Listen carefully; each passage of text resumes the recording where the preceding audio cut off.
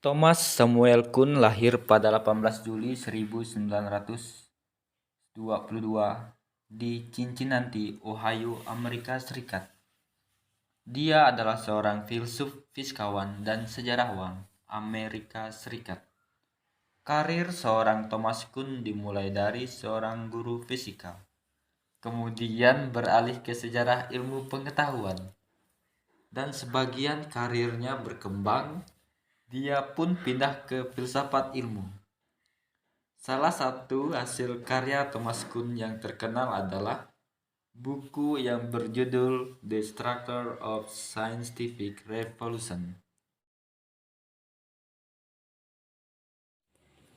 Paradigma merupakan perkembangan ilmu pengetahuan yang tidak berasal dari gabungan beberapa ilmu pengetahuan yang telah ada, tetapi terjadi secara revolusioner melalui tahapan-tahapan tertentu.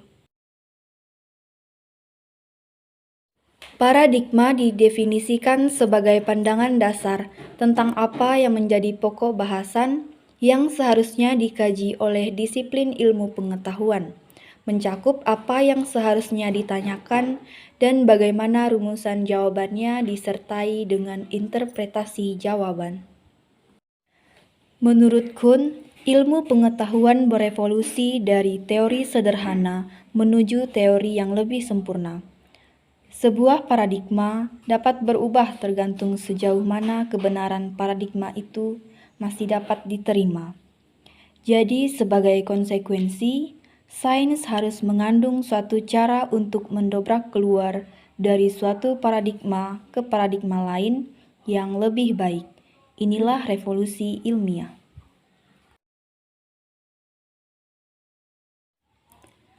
Guru perlu mendesain proses belajar mengajar yang kemudian dapat merangsang atau menyediakan data-data anomali, sehingga dapat mengubah skema pengetahuan murid ke arah skema yang lebih baik.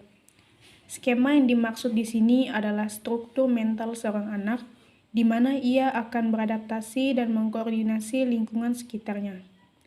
Anak akan menghadapi rangsangan atau pengalaman baru. Seperti yang telah kita ketahui, paradigma merupakan cara kita memandang sesuatu dan cara kita berpikir. Jadi, sebagai seorang guru, kita berperan sebagai pembimbing agar anak bisa beradaptasi dengan lingkungan barunya, sehingga anak tersebut bisa memandang dan berpikir mana sesuatu yang baik yang bisa mereka contoh.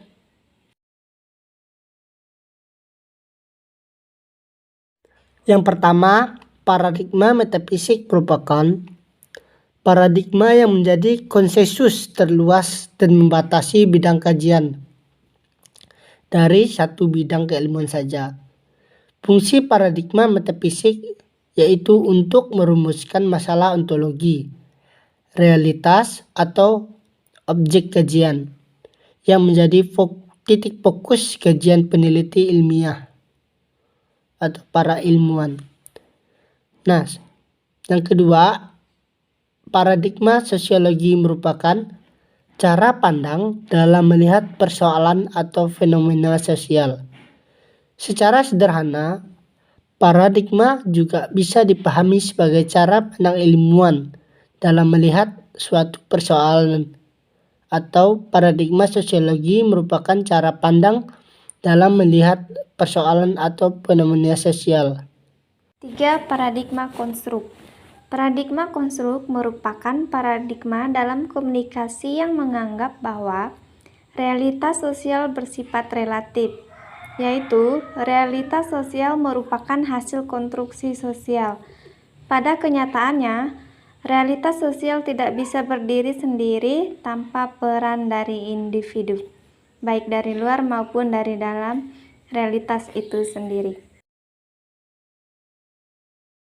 Jadi kesimpulannya, paradigma ditempatkan oleh Kuhn sebagai suatu cara pandang, prinsip-prinsip dasar, metode-metode, dan nilai-nilai dalam memecahkan suatu masalah yang dipegang teguh oleh suatu komunitas ilmiah tertentu.